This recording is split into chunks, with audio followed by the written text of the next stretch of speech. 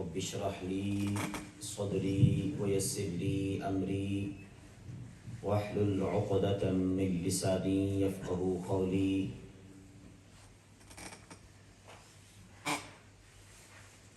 اللہ جل جلالہ وعم نوالہ وعظم شانہ واتم برہانہ کے فضل اور اس کی توفیق رفیق سے آج ہمیں زندگی میں 20واں روزہ نصیب ہو رہا ہے. اس رمضان مبارک کا 20واں روزہ ہمیں نصیب ہو رہا ہے. بالکل رمضان کریم اپنے آخری مراحل کی طرف بہت تیزی سے چلتا جا رہا ہے. چند دن باقی ہیں. اللہ کریم کی بارگاہ لا یزال میں دعا ہے کہ اللہ کریم جو دن باقی ہیں ان کا ادب اور احترام اور ان کے اندر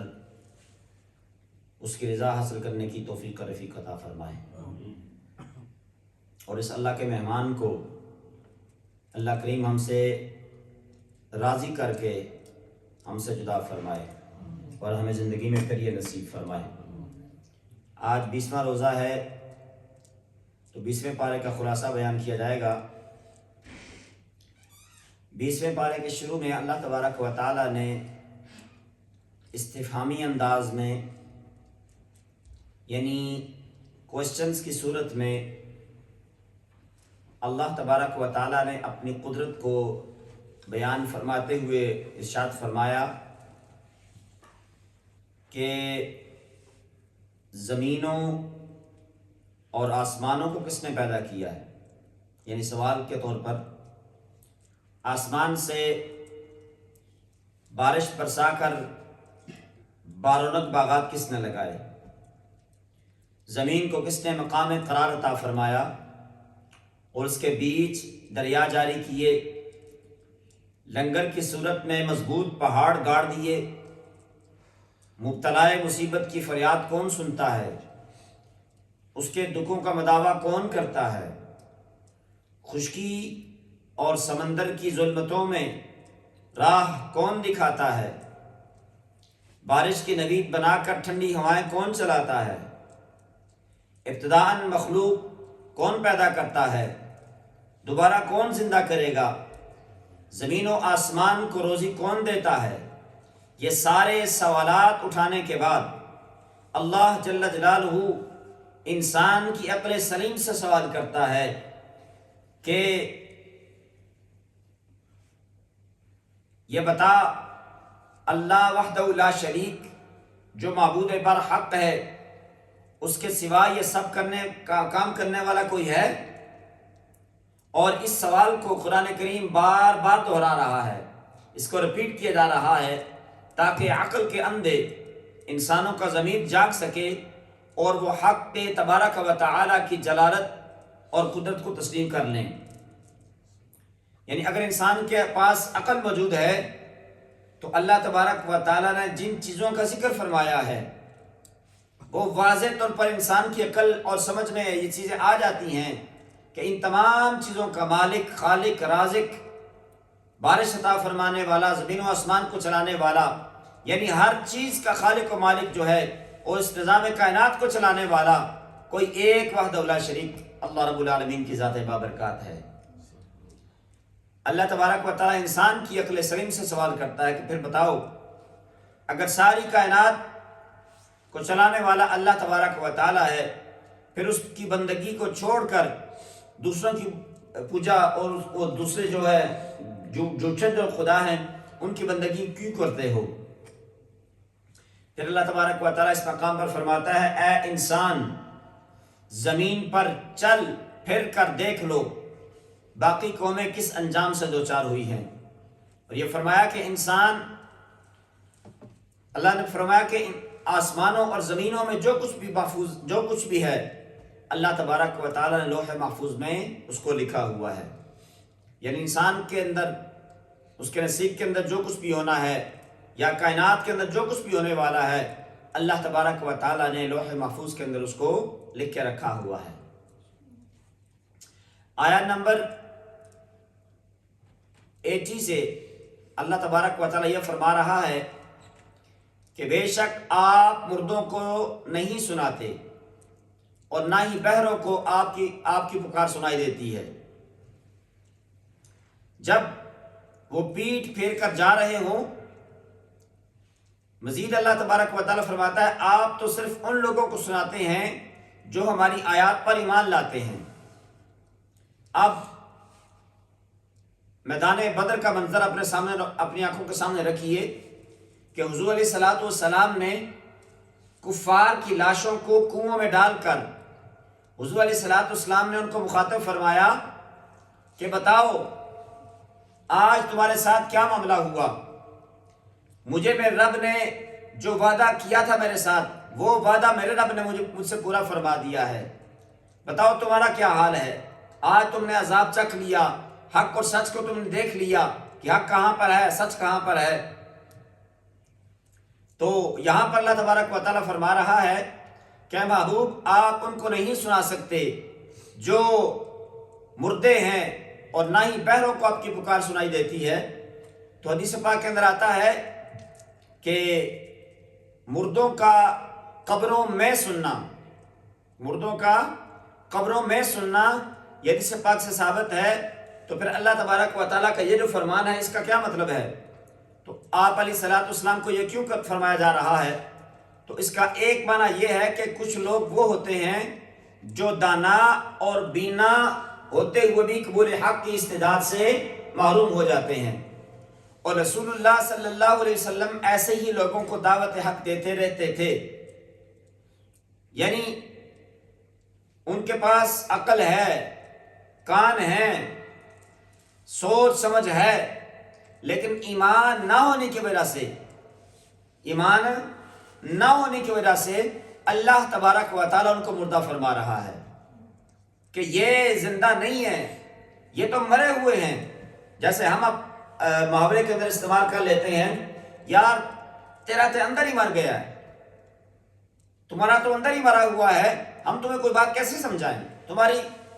دماغ میں کوئی بات سمجھ میں آتی نہیں ہے، تمہاری سمجھ میں تمہارا اندر مرا ہوا ہے، تمہارا دماغ سویا ہوا ہے۔ اس طرح کی باتیں ہم یوز کرتے ہیں، اس کا حقیقی معنی نہیں ہوتا بلکہ اس کا مجازی معنی مراد ہوتا ہے۔ یعنی اللہ تبارک و تعالیٰ جو غیر ایمان لوگ ہیں، جن کے پاس ایمان کی دولت نہیں ہے، جو کافر ہیں، مشرک ہیں، وہ اپنی عقل کو استعمال نہیں کرتے، تو اللہ تبارک و تعالیٰ فرماتا ہے محبوب علیہ الصلوۃ والسلام آپ ان کو تبلیغ کرتے رہتے ہیں لیکن ان کی دماغ میں کوئی بات نہیں جاتی، ان کی عقل جو ہے حق کو تسلیم نہیں کر رہی، لہذا یہ ایسے ہی ہے جیسے مردے ہیں۔ جیسے مردے نہیں کوئی کام کر سکتے، مردے جو ہے کوئی حرکت نہیں کر سکتے، وہ کسی بات کا کوئی ایکشن نہیں کر سکتے، لہذا یہ بھی جو ہیں ایسے ہی ہیں۔ اللہ اکبر۔ تو سورت کے آخر میں فرمایا گیا کہ مجھے اس بات کا حکم دیا گیا ہے کہ میں فرما برداروں میں سے رہوں اور قرآن کی تلاوت کروں، سو جس نے ہدایت قبول کی اس میں اس کا ہی فائدہ ہے، اور جو راہ راست سے بھٹکا رہا، اے محبوب علیہ السلام آپ فرما دیجئے کہ میں صرف عذاب سے ڈرانے والوں میں سے ہوں۔ یعنی اگر کوئی آپ کی بات نہیں سنتا تو پھر آپ اس کو فرما دیجئے کہ میرا تو کام ہے بس ڈرانا، اب تم ڈرو یا نہ ڈرو، اللہ تبارک و تعالیٰ کے خوف سے یا اللہ تبارک و تعالیٰ کے عذاب سے تمہیں ڈر لگے یا نہ لگے اب تمہاری مرضی ہے، میرا تو کام تھا تم تک پیغام پہنچانا۔ اس کے بعد سورہ قصص کا آغاز ہے، اس کے شروع کے اندر ایک مرتبہ پھر موسیٰ علیہ السلام اور فرعون کا ذکر کیا جا رہا ہے، لیکن یہاں اس مرحلے کا بھی بیان ہے جب موسیٰ علیہ السلام اللہ کی تدبیر سے فرعون کے دربار میں پہنچتے ہیں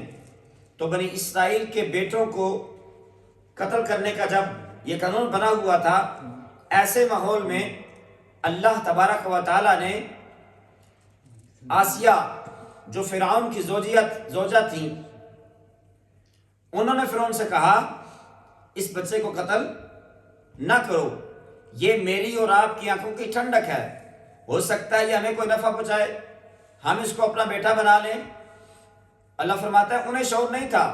کہ یہ اللہ تبارک و تعالیٰ ان کی ہلاکت کی خفیہ تدبیر فرما رہا ہے۔ یعنی موسیٰ علیہ السلام جس وقت پیدا ہوتے ہیں، کیونکہ فرعون کو یہ خواب آ چکا تھا کہ ایک بچہ پیدا ہونے والا ہے جو میرا تخت الٹ دے گا، میری بادشاہی کو نصف نابود کر دے گا، تو فرعون نے یہ حکم جاری کر دیا کہ کوئی بھی بچہ پیدا ہو تو اس کو مار دیا جائے، اس کو زندہ نہ چھوڑا جائے، صرف بچیوں کو زندہ رکھا جائے۔ تو اللہ تبارک و تعالیٰ نے حضرت موسیٰ علیہ السلام کو جب پیدا فرمایا تو موسیٰ علیہ السلام کی والدہ کے ذہن میں، ان کے دل و دماغ میں یہ بات ڈال دی کہ آپ ان کی حفاظت کیسے فرمائیں۔ تو حضرت موسیٰ علیہ السلام کی والدہ حضرت موسیٰ علیہ السلام کو ایک محفوظ صندوق میں ڈالتی ہے اور دریا کے اندر بہا دیتی ہیں، اور پھر آپ حضرت موسیٰ علیہ السلام کی جو ہمشیرہ ہیں، ان کی بہن جو ہے، وہ اس صندوق کو دیکھتے جا رہی ہیں اور دیکھتے وہ صندوق جو ہے فرعون کے گھر کے پاس جا کر پہنچ جاتا ہے دریا کے ذریعے، اور فرعون کی جو نوکرانیاں ہیں وہ وہاں پر چونکہ پانی وغیرہ بھرنے یا کپڑے وغیرہ دھونے یا غسل وغیرہ کرنے کے لیے آئی ہوتی ہیں، تو پھر وہ اس صندوق کو پکڑ کر جب دیکھتی ہیں تو آگے سے ایک بچہ نکلتا ہے، اس بچے کو جب فرعون کے دربار میں پیش کیا جاتا ہے تو فرعون کہتا ہے اس کو قتل کر دو۔ تو حضرت آسیہ رضی اللہ تعالیٰ عنہ جو فرعون کی زوجہ تھیں، وہ کہتی ہیں اس بچے کو قتل نہ کرو، ہو سکتا ہے یہ بچہ وہ نہ ہو، پتہ نہیں کہاں سے آیا ہے، کتنی دور سے آیا ہے، تو اس بچے کو نہ مارو، اور ہم اس کو بچہ بنا لیں گے اور یہ بڑا ہو کر ہمیں فائدہ دے گا، ہمیں نقصان نہیں دے گا، تو لہذا بچے کو قتل نہ کرو۔ اور پھر اللہ کا نبی ہو تو اللہ تبارک و تعالیٰ اس کی حفاظت کیسے فرماتا ہے؟ اگر کسی عام بندے کی حفاظت کا ذمہ اللہ تبارک و تعالیٰ لے لیتا ہے تو دنیا کائنات کی کوئی شاید اس کو ٹچ نہیں کر سکتی، تو پھر جو اللہ تعالیٰ کا اپنا پیارا ہو، اللہ کا نبی ہو، اللہ تبارک و تعالیٰ اس کو دشمن سے کیسے محفوظ نہیں کر سکتا ہے؟ تو پھر اللہ تبارک و تعالیٰ نے موسیٰ علیہ السلام کی جو پرورش ہے اس کا انتظام حضرت موسیٰ علیہ السلام کے دشمن کے گھر پیدا فرمایا۔ یہ اللہ تبارک و تعالیٰ کی شان ہے، یہ اللہ تبارک و تعالیٰ کی خفیہ تدبیر تھی۔ رسول اللہ علیہ السلام نے تاریخ انسانیت کی 4 بڑی خواتین میں سے حضرت آسیہ جو فرعون کی زوجہ ہیں ان کا ذکر فرمایا۔ اللہ تبارک و تعالیٰ نے ان کے ذریعے موسیٰ علیہ السلام کی کفالت اور حفاظت کا اہتمام فرمایا۔ قرآن کہتا ہے کہ جب موسیٰ علیہ السلام کی والدہ نے انہیں دریا کے حوالے کیا تو ان کا دل بیٹے کی محبت کی غلبے کی وجہ سے نہایت مضطرب اور بے قرار تھا، تو اللہ تبارک و تعالیٰ ان کی ڈھارس نہ بندھاتا تو اپنے راز قابو نہ پا سکتی۔ یعنی جب موسیٰ علیہ السلام کی والدہ نے اپنے بیٹے حضرت موسیٰ علیہ السلام کو دریا کے حوالے کر دیا، ماں ہوتی ہے، اب اگر اللہ تبارک و تعالیٰ موسیٰ علیہ السلام کی والدہ کو صبر نہ عطا فرماتا تو یہ راز فاش ہو جانا تھا، لیکن اللہ تبارک و تعالیٰ کی مشیت یہ تھی، اللہ تبارک و تعالیٰ نے حضرت موسیٰ علیہ السلام کی والدہ کو صبر عطا فرمایا بیٹے کی جدائی پر، اور بیٹا بھی ایسا جو نومولود بچہ ہے، اور دریا کے حوالے کر دیا، کچھ بھی ہو سکتا تھا، لیکن اللہ تبارک و تعالیٰ نے ان کے جو ہے صبر کو قائم دائم رکھا، ان کو صبر کی توفیق عطا فرمائی۔ اس وجہ سے حضرت موسیٰ علیہ السلام اللہ تبارک و تعالیٰ کی عطا سے، اللہ کے حکم سے فرعون کے گھر پہنچ جاتے ہیں، اور فرعون کے دربار میں ہی ان کی پرورش ہوتی ہے۔ آگے آیت نمبر 11 سے موسیٰ علیہ السلام کے فرعون کے دربار میں پہنچنے اور ان کا سب دودھ پلانے والیوں کے پستان کو منہ نہ لگانا، یعنی موسیٰ علیہ السلام جب ان کے دربار میں پہنچتے ہیں تو مختلف خواتین جو ہیں وہ آتی ہیں، موسیٰ علیہ السلام کو دودھ پلاتی ہیں، لیکن موسیٰ علیہ السلام نے کسی کا دودھ نہیں پیا۔ بچہ ہی ہوتا ہے نا، اگر نبی میں اور امتی میں فرق نہیں ہے تو پھر یہاں پر بتاؤ نا، موسیٰ علیہ السلام نے پھر اپنی والدہ کے علاوہ کسی اور خاتون کا دودھ کیوں نہیں پیا؟ تو پھر اس بات کا بھی ذکر ہے کہ ان کی بہن نے جو اجنبی بن کر وہاں پہنچی اور وہاں موجود تھی تو کہنے لگی ہاں ایک دودھ پلانے والی خاتون کا مجھے علم ہے۔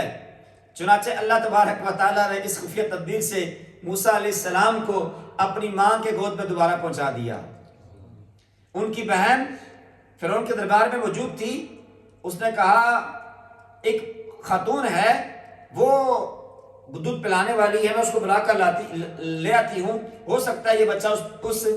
خاتون کا دودھ پی لے، اور وہ حقیقت میں حضرت موسیٰ علیہ السلام کی والدہ تھیں۔ یہ اللہ تبارک و تعالیٰ کے راز ہیں، یہ اللہ تبارک و تعالیٰ کی محبت کا بھی انداز ہے موسیٰ علیہ السلام کے ساتھ۔ تو پھر موسیٰ علیہ السلام دوبارہ اپنی ماں کے حوالے ہو جاتے ہیں، اپنی ماں کی گود میں چلے جاتے ہیں، اور پھر حضرت موسیٰ علیہ السلام اپنی ماں کی آنکھوں کی ٹھنڈک بن جاتے ہیں، اور پھر اس طرح یہ سلسلہ گزرتا ہے۔ پھر اللہ تبارک و تعالیٰ نے حضرت موسیٰ علیہ السلام کی جو ہے جوانی کا ذکر فرمایا۔ جب وہ جوانی کی عمر کو پہنچتے ہیں تو ایک مظلوم کے بچاؤ کے لیے انہوں نے ظالم کو مکہ مارا اور وہ ہلاک ہو گیا۔ اللہ کے نبی کے اندر دیکھیں طاقت کتنی ہے، مکہ مارا اور بندہ مر گیا۔ تو وجہ کیا تھی؟ کوئی ذاتی دشمنی نہیں تھی، ایک مظلوم کی مدد فرما رہے تھے موسیٰ علیہ السلام، اور جو ظالم تھا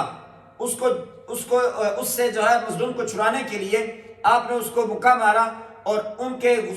جو ہے مکے کے اندر اللہ تبارک و تعالیٰ نے اتنی طاقت رکھی تھی کہ وہ بندہ وہاں پر ہی مر گیا۔ اب موسیٰ علیہ السلام اللہ کی بارگاہ میں دعا کرتے ہیں، اے میرے رب، میں نے تو زیادتی کر دی ہے اپنی جان پر، تو مجھے معاف فرما دے۔ اللہ تبارک و تعالیٰ نے ان کو معاف فرما دیا۔ پھر موسیٰ علیہ السلام، اور یہ بھی بات یاد رکھیے کہ نبی گناہ سے پاک ہوتے ہیں، نبی گناہوں سے پاک ہوتے ہیں۔ یہ پہلے دن میں نے مسئلہ بیان کیا تھا کہ نبی پر شیطان کا داؤ نہیں چل سکتا، نبی گناہ کرنے سے پاک ہوتے ہیں۔ جب تک یہ عقیدہ ہمارا نہیں ہوگا اس وقت تک ہمارا ایمان کامل نہیں ہوگا۔ یہاں پر جو موسیٰ علیہ السلام نے اس کو قتل کیا یا قتل ہوا، وہ جان بوجھ کر قتل کرنا نہیں تھا، وہ بس اتفاق ایسا تھا، اس کے اندر شاید اللہ تبارک و تعالیٰ کی کوئی حکمت تھی، تو وہ جو ہے ظالم حضرت موسیٰ علیہ السلام کے مکے کتاب نہ لا سکا اور اس کی جان نکل گئی۔ تو پھر موسیٰ علیہ السلام شہر میں رہتے ہیں، اور آیت نمبر 20 سے اس بات کو بیان کیا جا رہا ہے کہ شہر کے دور والے کنارے سے ایک شخص دوڑتا ہوا آتا ہے اور کہتا ہے کہ فرعون کے لوگ آپ کے قتل کا مشورہ کر رہے ہیں، فرعون کے لوگ آپ کے قتل کا مشورہ کر رہے ہیں، میں آپ کا خیر رہا ہوں، آپ یہاں سے نکل جائیے۔ موسیٰ علیہ السلام وہاں سے مدین کی طرف روانہ ہوتے ہیں۔ وہاں ان کے پانی کی گھاٹ پر پہنچے تو دیکھا کہ لوگ اپنے مویشیوں کو پانی پلا رہے ہیں، اور 2 خاتون اپنے جانوروں کو روکے ہوئے ہیں۔ آپ نے ان سے پوچھا کیا بات ہے؟ انہوں نے کہا ہمارے والد بہت بوڑھے ہیں، جب تک یہ سب چرواہے اپنے جانوروں کو پانی پلا کر چلے نہ جائیں اس وقت تک ہم اپنے مویشیوں کو پانی نہیں پلا سکتے۔ تو حضرت موسیٰ علیہ السلام نے ان 2 خواتین کی مدد فرمائی۔ ان خواتین نے گھر جا کر اپنے والد سے اس اجنبی نوجوان کا ذکر کیا کہ اس نے ہماری مدد کی ہے، آپ اسے اجرت پر رکھ لیں، وہ طاقتور اور امانت دار ہے۔ چنانچہ حضرت شعیب علیہ السلام نے موسیٰ علیہ السلام کو اپنی بیٹی کے ذریعے بلا بھیجا، یعنی شعیب علیہ السلام کی 2 صاحبزادیاں اپنے جانوروں کو پانی پلانے کے لیے کنویں پر تشریف لائی تھیں، اور چونکہ مرد حضرات اپنے جانوروں کو پانی پلا رہے تھے تو وہ دونوں حضرت شعیب علیہ السلام کی صاحبزادیاں سائڈ پر کھڑے ہو کر انتظار کر رہی تھیں۔ تو حضرت موسیٰ علیہ السلام نے جب دیکھا کہ یہ 2 بچیاں کھڑی ہیں اور کوئی مرد جو ہے ان کی کوئی ہیلپ نہیں کر رہا، اور ان کے ساتھ کوئی مرد ہے بھی نہیں ہے، تو موسیٰ علیہ السلام نے پھر کسی طریقے سے ان کی ہیلپ کی اور ان کو جو ہے ان کے جانوروں کو پانی پلانے کے لیے ان کی ہیلپ کی۔ جب موسیٰ علیہ السلام کی ہیلپ کے بعد وہ گھر پہنچتی ہیں تو گھر میں جا کر اپنے والد کو بتاتی ہیں کہ ایک نوجوان ہے وہاں پر، اس نے ہماری مدد کی اور یہ سارا سلسلہ واقعہ سنایا۔ تو وہ کہتی ہیں کہ آپ جو ہے اس نوجوان کو نوکری پر رکھ لیں، کیونکہ وہ امانت دار بھی ہے اور طاقتور بھی ہے۔ تو حضرت شعیب علیہ السلام کہتے ہیں کہ جاؤ اس کو بلا کر لے آؤ۔ شعیب علیہ السلام کے پاس جب حضرت موسیٰ علیہ السلام آتے ہیں تو آپ فرماتے ہیں کہ میں اپنی 2 بیٹیوں میں سے ایک کا نکاح آپ کے ساتھ اس شرط پر کرنا چاہتا ہوں کہ آپ 8 سال تک اجرت پر میرا کام کریں۔ اللہ اکبر، کہ 8 سال تک میرے گھر کے اندر اجرت پر کام کریں، اس کے بعد میں اپنی بیٹیوں کا نکاح آپ کے ساتھ کروں گا، اور یہ بھی ہو سکتا ہے کہ آپ ابھی نکاح کر لیں اور اس کے بعد میرے گھر پہ کام کریں۔ انی اريد ان انکحک احدی ابنتی علی ہاتین ان تأجرنی 8 حجج، کہ 8 سال جو ہے میرے گھر پر جو ہے آپ اجرت پر کام کریں، اور اگر آپ 10 سال پورے کر دیں تو یہ آپ کی طرف سے احسان ہوگا۔ اب اس میں اللہ کی کوئی حکمت تھی۔ حضرت شعیب علیہ السلام یہ اللہ کے نبی ہیں، موسیٰ علیہ السلام یہ اللہ کے نبی ہیں، تو شعیب علیہ السلام کہتے ہیں کہ 8 سال کی اجرت کا تو میں آپ کے ساتھ ایگریمنٹ کرتا ہوں، لیکن اگر آپ 2 سال مزید 10 سال پورے کر دیں گے تو آپ کا بڑا احسان ہوگا۔ تو موسیٰ علیہ السلام یہ اللہ کے نبی تھے، ان کو بھی اللہ تبارک و تعالیٰ نے بصارت عطا فرمائی تھی، تو موسیٰ علیہ السلام نے فوراً ان کی پیشکش کو، ان کی جو ہے ریکویسٹ کو قبول فرما لیا اور وہاں پر رہنا شروع کر دیا۔ آیت نمبر 29 میں فرمایا کہ جب مقررہ میعاد پوری ہو گئی تو موسیٰ علیہ السلام نے اپنی اہلیہ کو لے کر مصر کی طرف روانہ ہوئے، یعنی جب 10 سال پورے ہو گئے تو پھر موسیٰ علیہ السلام اپنی زوجہ کو لے کر مصر کی طرف روانہ ہوتے ہیں۔ اس سفر کے دوران آپ کی تلاش میں حضرت موسیٰ علیہ السلام کا کوہ طور پر جانا اور مبارک زمین پر اللہ تبارک و تعالیٰ سے ہم کلام ہونا، پھر وہاں پر آپ کو نبوت کا عطا ہونا، عصا اور ید بیضا کے معجزے کا عطا ہونا، اور ہارون علیہ السلام کو رسالت کے مشن میں حضرت موسیٰ علیہ السلام کی درخواست پر ان کا مددگار بنانا، یہ ساری چیزیں جو ہے اللہ تبارک و تعالیٰ ان آیات کے اندر بیان فرما رہا ہے۔ آیت نمبر 38 سے اس بات کو بیان کیا جا رہا ہے کہ اللہ نے ان سے اپنی مدد کا وعدہ فرمایا۔ موسیٰ علیہ السلام نے جب فرعون کو دعوت حق دی تو اس نے اپنے وزیر حامان سے کہا کہ میرے لیے ایک بلند عمارت بناؤ تاکہ میں بلندی سے جھانک کر موسیٰ علیہ السلام کے خدا کو دیکھ سکوں۔ اللہ اکبر! عجیب بات ہے کہ موسیٰ علیہ السلام جب اس کو اللہ تبارک و تعالیٰ کی وحدانیت کا اور اس کی توحید کا درس دیتے ہیں تو وہ اپنے جو ہے اس کا ایک منسٹر تھا، ہاؤسنگ منسٹر، اس کو وہ بلا کر کہتا ہے کہ ایک بہت اونچا ٹاور بناؤ میرے لیے اور میں وہاں پر چڑھ کر موسیٰ کے خدا کو دیکھنا چاہتا ہوں۔ اللہ اکبر! اور وہ کہتا ہے میرا یقین ہے کہ معاذ اللہ یہ جھوٹے ہیں، یعنی موسیٰ علیہ السلام کے بارے میں وہ کہتا ہے کہ یہ معاذ اللہ جھوٹے ہیں۔ اس کے بعد جو واقعات رونما ہوئے وہ پیچھے گزر چکے ہیں 19 پارے کے اندر بھی، اور اس کے جو ہے اس کے پہلے بھی گزر چکے ہیں کہ اس کے پاس جو معاملات ہوئے موسیٰ علیہ السلام کے، باقی سارا جو سلسلہ ہوا 19 پارے کے اندر بھی گزرا، اس کے بعد 9 پارے کے اندر بھی گزرا۔ تو پھر چونکہ نبی کریم علیہ السلام کی مخالفین کی بنسبت حضرت موسیٰ علیہ السلام کے مخالفین زیادہ قوی، سازشی اور مقتدر تھے، اس کے باوجود اللہ تبارک و تعالیٰ نے موسیٰ علیہ السلام کو غالب فرما دیا، تو اس میں نبی کریم علیہ السلام کو تسلی ہو گئی کہ حالات جو ہیں خواہ کتنے ہی کٹھن کیوں نہ ہو جائیں، کیوں نہ ہو کتنے ہی حالات خراب کیوں نہ ہو جائیں، بالآخر غلبہ آپ کے لیے ہی ہے۔ اس لیے موسیٰ علیہ السلام کا واقعہ قرآن مجید میں بار بار آ رہا ہے، ہر مقام پر اللہ تبارک و تعالیٰ ایک ڈیفرنٹ انداز سے، ڈیفرنٹ زاویے سے اس کو بیان فرما رہا ہے، اور ڈیفرنٹ زاویے سے اللہ تبارک و تعالیٰ نے اس کے اندر عبرت اور سبق آموز چیزیں جو ہیں، سبق آموز واقعات جو ہیں ان کو بیان فرمایا۔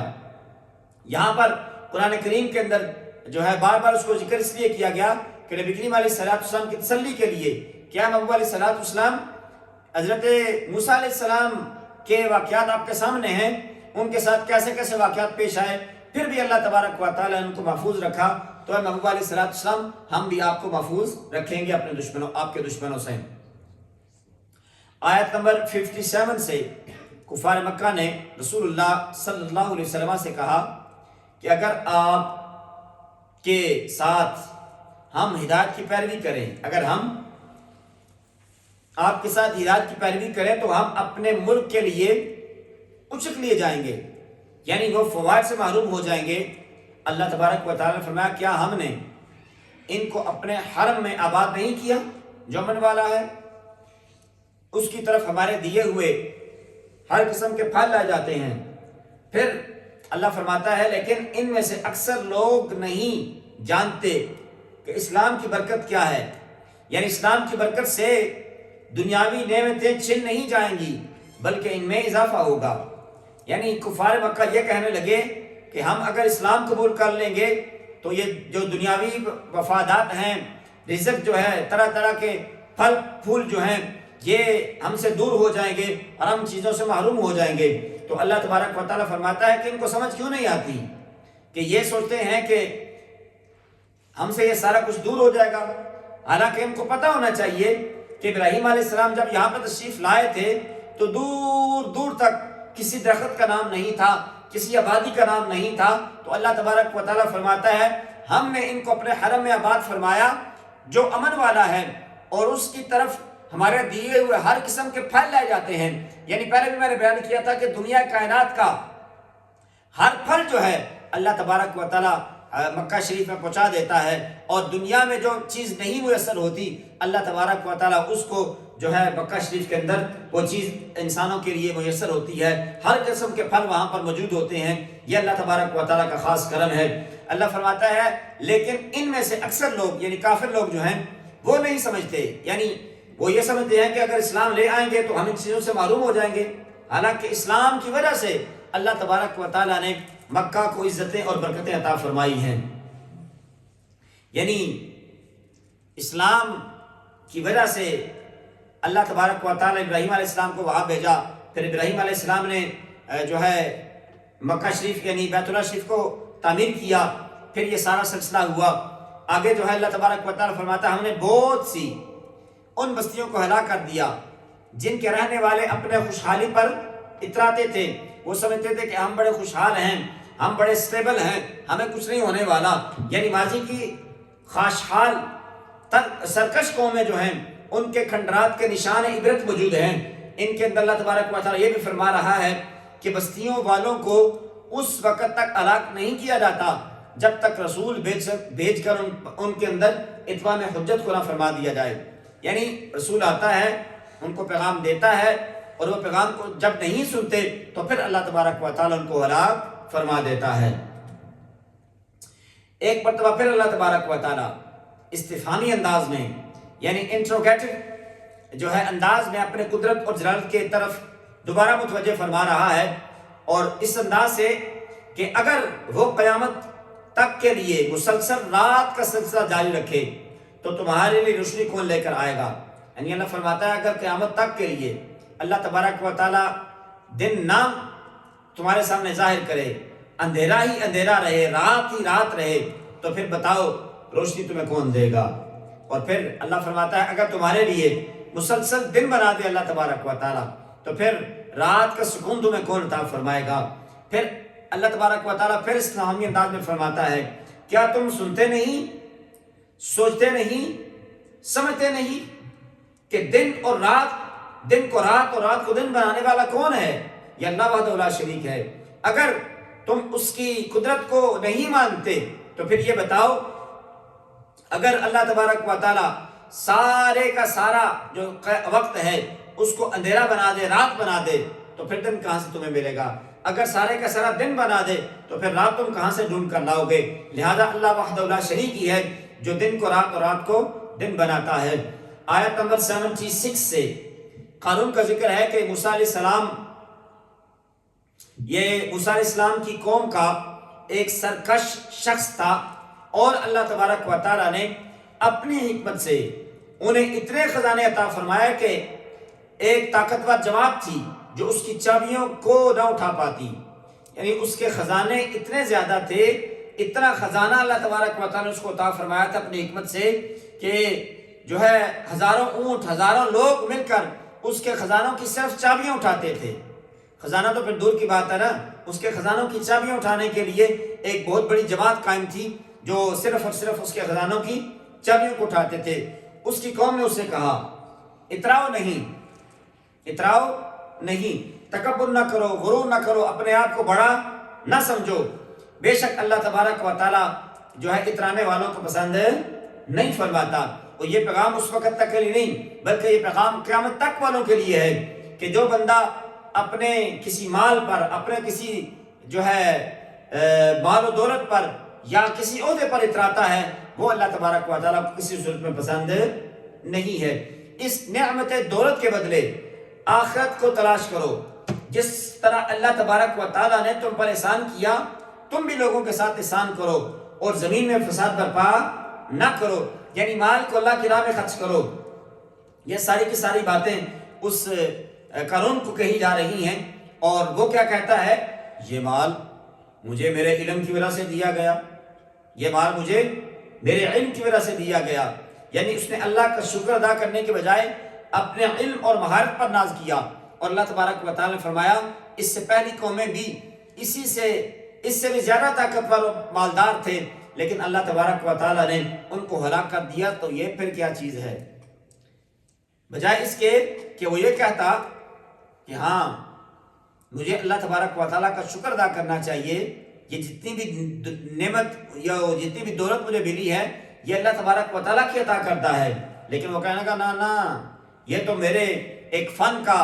جو ہے صلہ ہے یا میرے علم کا صلہ ہے، اس لیے مجھے اتنی دولت عطا کی گئی۔ اللہ کا شکر کرنے کے بجائے وہ اترانے لگا، تو اللہ تبارک و تعالیٰ فرماتا ہے اس سے پہلے بھی بڑے بڑے طاقتور آئے اور بڑے بڑے مالدار آئے، ان کو ہلاک کر دیا، تو کس بات کی مولی ہے؟ آیت نمبر 21 سے فرمایا جا رہا ہے کہ اس کی سرکشی کی سزا کے طور پر ہے، یعنی جو اس نے اپنے آپ کو سرکش کا بنا لیا تھا، اللہ کا شکر کرنے کے بجائے اس کی ناشکری کر رہا تھا، اللہ فرماتا ہے ہم نے اسے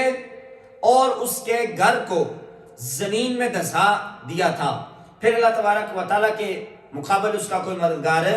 نہیں تھا، خود بھی ڈوب گیا، زمین کے اندر دھس گیا، اس کا خزانہ بھی دھس گیا۔ اللہ اکبر! اللہ نے فرمایا کہ اللہ کے مقابلے میں کوئی مددگار تمہارا نہیں ہو سکتا۔ قرآن نے یہ بھی بیان فرمایا کہ اس کے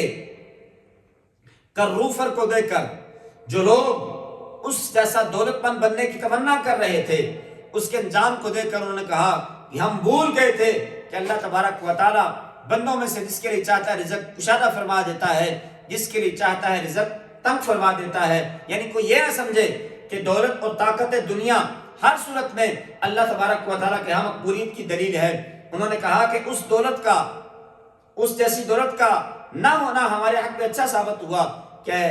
اگر ہمارے پاس دولت ہوتی اور اس دولت کی وجہ سے ہم متکبر ہو جاتے تو ہمارے ساتھ بھی وہی ہونا تھا جو قارون کے ساتھ ہوا۔ آج بھی لوگ ایسے دنیا کے اندر موجود ہیں اور پائے جاتے ہیں جو یہ بات سمجھتے ہیں کہ نہیں جی ہم یہ ہیں، ہمارے پاس بڑی گاڑی ہے، ہمارے پاس بڑا بنگلہ ہے، اور ہم تو کسی کو منہ نہیں لگاتے، اور چاہے وہ منہ سے نہ بھی کہیں ان کے ایکشن سے نظر آ رہا ہوتا ہے، لیکن اللہ تبارک و تعالیٰ کو اترانے والے، تکبر کرنے والے، غرور کرنے والے پسند نہیں ہیں۔ اور پھر آیت نمبر 83 سے یہ ارشاد فرمایا جا رہا ہے کہ یہ آخرت کا گھر ہم ان کے لیے مقدر کرتے ہیں جو زمین میں نہ تو تکبر کرتے ہیں نہ ہی فساد کرتے ہیں، اچھا انجام صرف اور صرف نیکوکاروں کے لیے، پرہیزگاروں کے لیے ہوتا ہے۔ اگلی آیت کا مفہوم یہ ہے کہ ہر ایک اپنے اچھے اور برے اعمال کی جزا پائے گا، یعنی کوئی اچھا کرتا ہے تو بھی، برا کرتا ہے تو بھی اس کا صلہ اس کو ضرور ملے گا۔ اس کے بعد اگلی سورت کا آغاز ہے سورہ عنکبوت۔ اس سورت کے شروع میں قرآن کریم نے اس بات کی طرف انسان کی توجہ دلائی کہ قطع نجات کے لیے صرف دعوی ایمان کافی نہیں ہے، یعنی یہ کہہ لینا کہ ہاں جی اسی مسلمان ہاں، اسا کلمہ پڑھ لیا ہے، اسا مومن ہاں، اتنا کہنا کافی نہیں ہے، بلکہ آزمائش بھی ہو سکتی ہیں، لازمی بات تو نہیں ہے لیکن ہو سکتی ہیں۔ اللہ فرماتا ہے کہ بندے یہ سمجھ بیٹھے ہیں کہ وہ یہ کہیں گے کہ ہم ایمان لے آئے تو بس ان کو جنت مل جائے گی، ان کو کسی قسم کی آزمائش سے گزرنا نہیں پڑے گا۔ اللہ فرماتے ہیں ایسی بات نہیں ہے، بلکہ آزمائش بھی ہو سکتی ہے، جیسا کہ پچھلی امتوں کے لوگوں کو کڑی کڑی آزمائش سے، بڑی بڑی سخت آزمائش سے گزرنا پڑا، اور ابتلا سے گزرنے کے بعد ہی سچے مومن اور جھوٹے مومن کا فرق واضح ہوتا ہے۔ اللہ تبارک و تعالیٰ آیت نمبر 8 میں یہ ارشاد فرما رہا ہے کہ اپنے ماں باپ کے ساتھ نیک سلوک کرو، اگر وہ تمہیں شرک پر مائل کریں تو گناہ کے کاموں میں ماں باپ کی اطاعت واجب نہیں ہے۔ ہاں اگر ماں باپ تمہیں گناہوں کے کاموں سے نہیں بلکہ اللہ تبارک و تعالیٰ کی بندگی کے لیے یا نیکی کا حکم دیتے ہیں،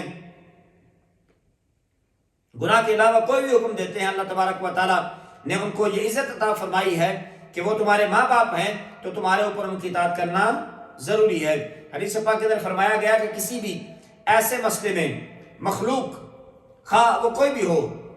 اس کی اطاعت لازم نہیں ہے جس میں اللہ تبارک و تعالیٰ کی نافرمانی لازم آتی ہو، چاہے ماں باپ ہو، چاہے استاد ہو، چاہے دوست ہو، چاہے بھائی ہو، چاہے کوئی بھی ہو، کوئی بھی مخلوق ہو، کوئی بھی مخلوق، اختصار کے ساتھ کوئی بھی مخلوق ہو، اگر وہ کسی ایسی بات کا تمہیں کرنے کا کہہ رہا ہے جو اللہ تبارک و تعالیٰ کی نافرمانی کا سبب بن رہا ہے تو اس کی اطاعت واجب نہیں ہے، چاہے وہ بادشاہ ہو، چاہے وہ وزیر ہو، چاہے کچھ بھی ہو، اگر اس میں اللہ تبارک و تعالیٰ کی اطاعت نہیں ہے بلکہ اللہ تبارک و تعالیٰ کی نافرمانی ہے تو اس کو پورا کرنا ضروری نہیں ہے۔ آیت نمبر 14 سے ایک بار پھر حضرت نوح علیہ السلام کی 950 سالہ تبلیغ، اللہ اکبر، 950 سالہ تبلیغی زندگی اور ان کی قوم پر عذاب کا آنا، اس کو دوبارہ ذکر فرما رہا ہے۔ آیت نمبر 16 سے حضرت ابراہیم علیہ السلام اور ان کی قوم کا دوبارہ ذکر کیا جا رہا ہے۔ ابراہیم علیہ السلام نے قوم کو متوجہ کیا کہ اللہ کو چھوڑ کر بے بس بتوں کی عبادت کیوں کر رہے ہو،